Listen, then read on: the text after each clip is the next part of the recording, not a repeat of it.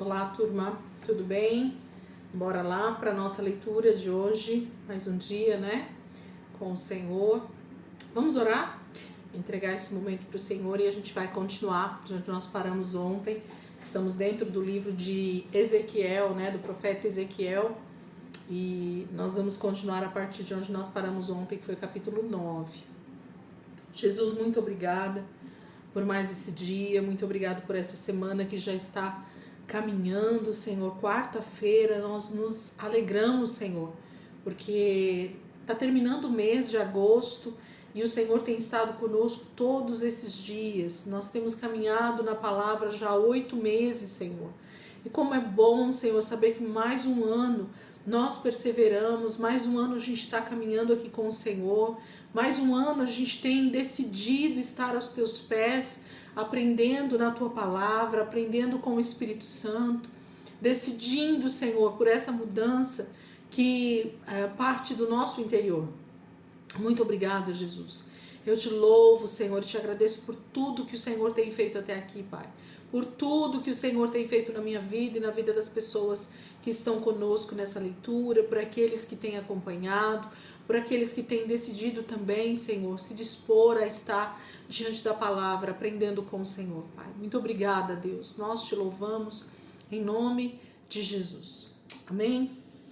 Vamos lá, gente. Então, semana 36, dia 3, né? Hoje já é praticamente o último dia do mês. Hoje é dia 30, amanhã é dia 31, né? Nós temos 31 dias do mês de agosto. Estamos aí no finalzinho, né? Reta final do mês de agosto. E no meio dessa semana 36, com a nossa leitura dentro do livro de Ezequiel.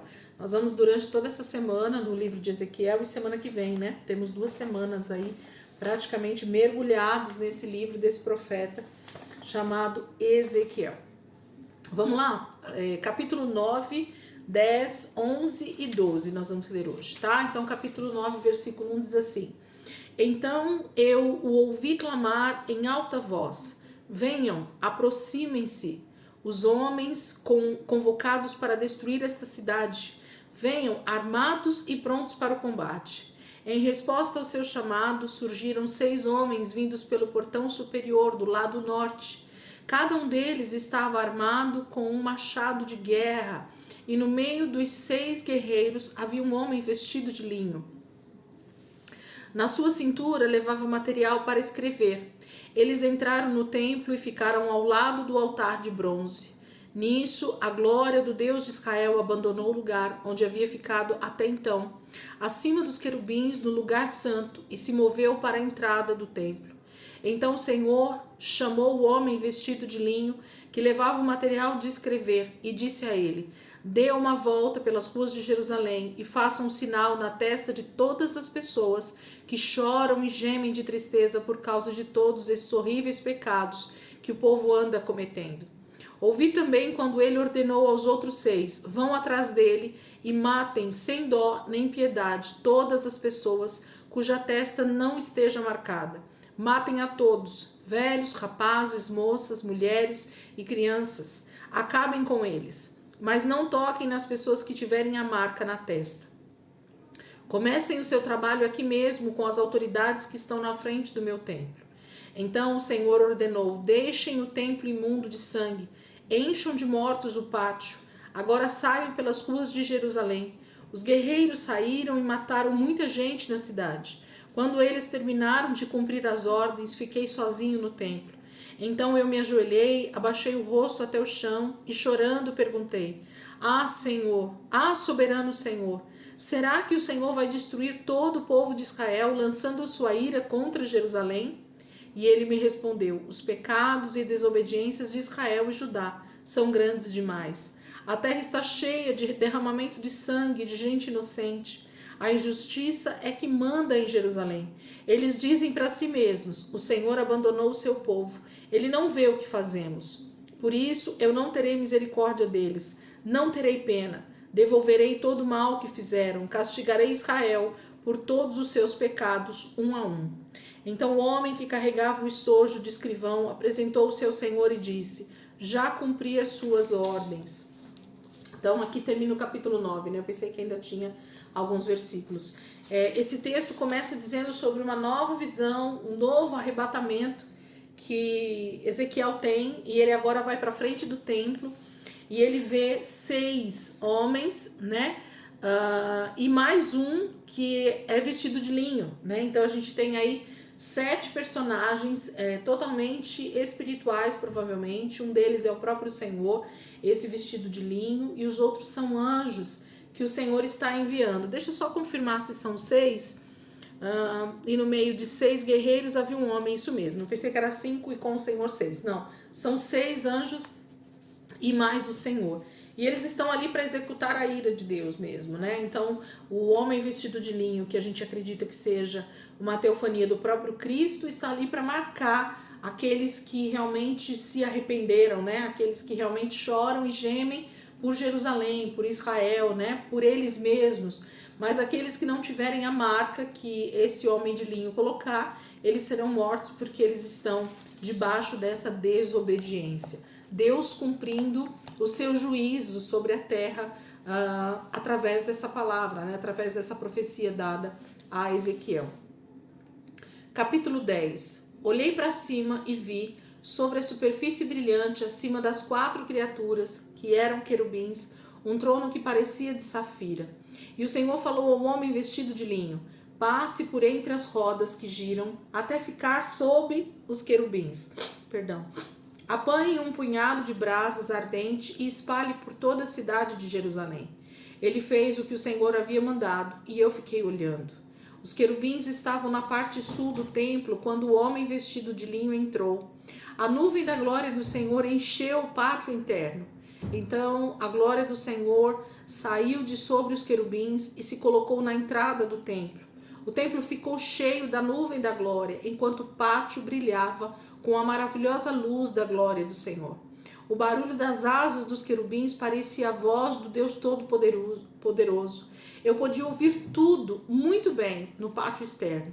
Quando o Senhor mandou o homem vestido de linho passar por entre os querubins e apanhar algumas brasas do fogo que estava entre as rodas, ele entrou no pátio interno e ficou parado ao lado de uma das rodas. Então um dos querubins estendeu sua mão para o fogo e pegou algumas brasas e as colocou nas mãos do homem vestido de linho, que as recebeu e saiu do pátio interno. Eles possuíam uma espécie de mão humana debaixo das asas. Olhei bem para o que estava acontecendo e vi 4 rodas, uma ao lado de cada querubim. As rodas brilhavam e pareciam pedras preciosas. Eram todas iguais. Dentro de cada uma delas havia uma segunda roda. Eu vi que elas podiam se movimentar em qualquer direção, sem precisar fazer curvas ou voltas. Andavam sempre juntas e os seus aros estavam cheios de olhos em redor. Havia olhos espalhados por todo o corpo dos querubins que ficavam acima das rodas, nas costas, nas asas e nas mãos. Quanto às rodas, ouvi que eram chamadas de giratórias. Cada querubim tinha 4 rostos. O primeiro era rosto de boi, o segundo de homem, e o terceiro de leão, e o quarto de águia. Os querubins eram exatamente as mesmas criaturas que eu tinha visto um ano antes às margens do canal de Quebar. Então eles se elevaram. Quando esses querubins se moviam, as rodas se moviam com eles, subindo e descendo. Quando eles abriam as asas e voavam, as rodas também iam com eles. Quando os querubins paravam, as rodas paravam também. Quando subiam, as rodas subiam junto com eles, porque o espírito dos seres vivos estava nas rodas. Então a glória do Senhor saiu de sobre a entrada do templo e se colocou acima dos querubins. Vi os querubins começarem a voar, acompanhados pelas rodas. Chegaram à porta oriental do templo do Senhor e ali pararam. A glória do Deus de Israel estava acima dos querubins. Estas são as mesmas criaturas que eu tinha visto sustentando o trono de Deus, às margens do canal de Quebar. Durante a visão, fiquei sabendo que eram querubins. Cada um deles tinha 4 asas e 4 rostos. Além disso, debaixo das asas havia algo parecido com mãos humanas. Seus rostos também eram iguais aos rostos das criaturas que eu tinha visto junto ao canal de Quebar. Tinham o mesmo aspecto e eram os mesmos seres. Todos andavam juntos, sempre numa mesma direção.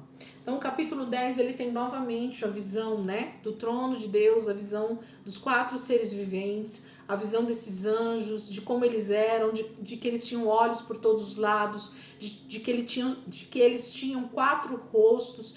Isso fala de que esses anjos, esses seres viventes, eles não precisam se virar para ver a glória de Deus. Em qualquer posição que eles estiverem, eles vão estar adorando ao Senhor e eles vão estar os 4 virados para o Senhor. Não importa em que posição eles estejam, não importa de que lado eles estejam, o Senhor estará sempre sendo adorado, haverá sempre esses seres ao redor do trono de Deus, que é isso que Ezequiel está vendo aqui novamente. E ele diz que a visão é parecida com a visão do capítulo 1. Ele está vendo novamente o trono do Senhor acima dessas rodas, com esses 4 seres viventes. E ele está tendo essa visão e descrevendo aqui para nós no capítulo 10. Capítulo 11. Então o Espírito me levantou no ar e me levou até a entrada oriental do templo do Senhor. Lá, na entrada da porta, eu vi 25 homens. No meio daquele grupo estavam Jazanias, filho de Azur, e Pelatias, filho de Benaia, a autoridade do povo. Enquanto eu olhava, o Senhor me disse: Filho do homem, estes são os homens responsáveis pela desobediência dos moradores de Jerusalém. Eles aconselham o povo a fazer coisas erradas contra a minha vontade. Eles dizem ao povo: Jerusalém não está destruída. Podemos construir casas e viver em paz. Estamos seguros aqui em Jerusalém, protegidos dos nossos inimigos. Por isso, filho do homem, profetize contra eles. Anuncie os castigos futuros.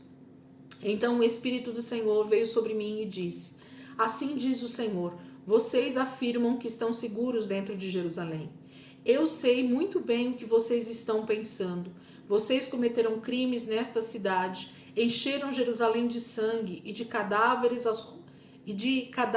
as ruas da cidade. Portanto, assim diz o soberano Senhor: de fato, esta cidade é uma panela e os corpos que vocês jogaram nas ruas são a carne, mas vocês serão expulsos dessa cidade. Vocês têm medo da guerra.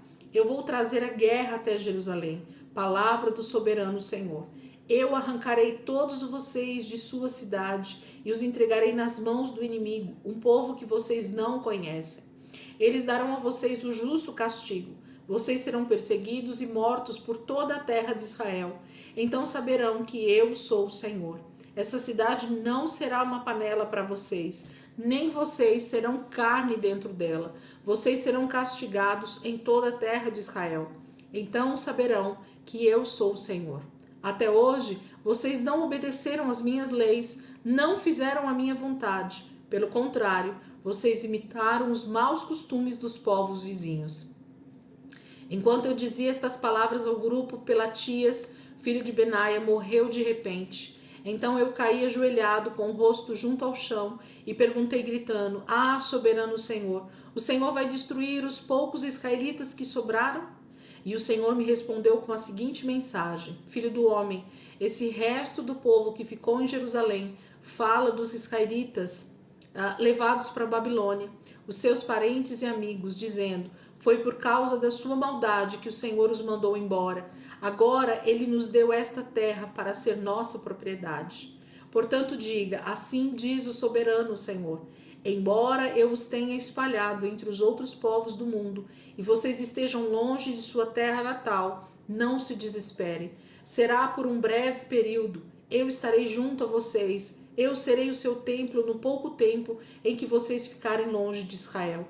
Portanto, diga: Assim diz o soberano Senhor: Dentro em breve vou reunir todos vocês de todas as terras para onde foram levados. Vocês receberão de volta a posse da sua terra de Israel. Eles voltarão para lá e acabarão de uma vez por todas com todas as suas imagens nojentas e os ídolos que eu detesto. O povo inteiro vai ter apenas um pensamento, uma só vontade. Darei um novo espírito ao meu povo. Trocarei seus corações desobedientes e rebeldes, duros como pedra, por corações de carne, cheios de amor por mim. Assim vocês obedecerão às minhas leis, cumprirão as minhas ordens, vocês serão o meu povo, e eu serei o seu Deus. Mas esse povo que ficou em Jerusalém, que tem tanto amor pelos ídolos que eu detesto, receberá o castigo justo por todos os seus pecados. Palavra do soberano Senhor. Então os querubins levantaram voo, acompanhados pelas rodas. A glória do Senhor estava sobre a superfície brilhante acima deles. A glória do Senhor subiu de onde estava, no meio da cidade, e foi para sobre o monte que fica a leste de Jerusalém. Depois disso, o Espírito de Deus me levou de volta à Babilônia, entre o povo cativo. Assim terminou a minha visão do que estava acontecendo em Jerusalém. Contei aos que estavam na Babilônia tudo o que o Senhor havia me mostrado.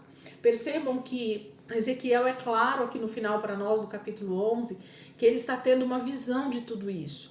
Então, na verdade, ele não está literalmente naquele lugar. Deus está mostrando para ele o que ele vai fazer muito em breve com os que restaram. Deus está mostrando o que ele vai fazer também ali na Babilônia.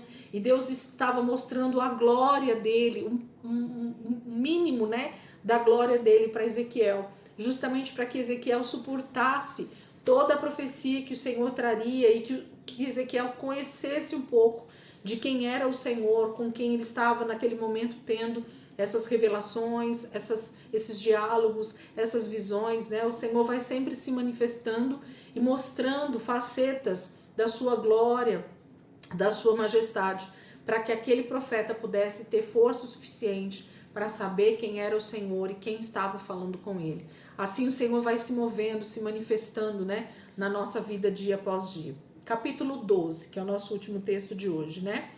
Recebi uma mensagem do Senhor que dizia: Filho do homem, você mora no meio de um povo rebelde, gente que tem olhos para ver, mas não vê, e ouvidos para ouvir, mas não ouve. Sabe por quê? Porque são um povo rebelde. Por isso, filho do homem, prepare sua bagagem para uma longa viagem ao exílio.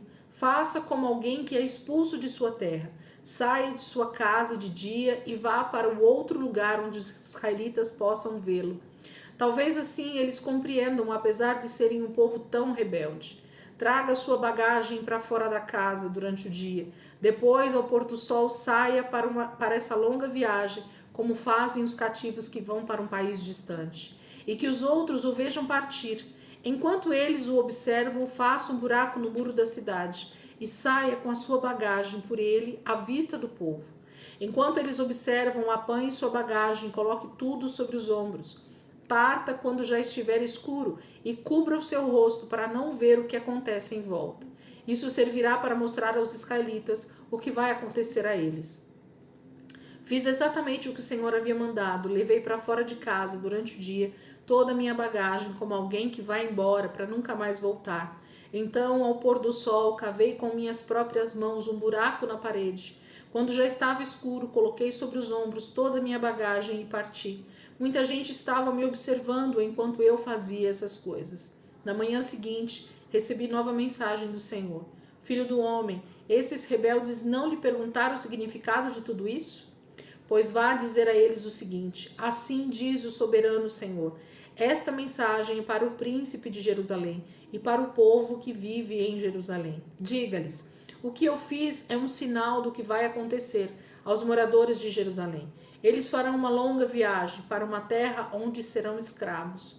O príncipe que os está governando será obrigado a fugir de Jerusalém durante a noite por um buraco feito no muro, carregando sua bagagem. Sairá com o rosto coberto para não ver o que acontece em redor. Mas eu o apanharei na minha rede. Ele será levado para a Babilônia, terra dos caldeus, e ali morrerá. Espalharei os seus oficiais e os seus soldados por todos os cantos da terra. A morte violenta vai perseguir todos eles em toda parte.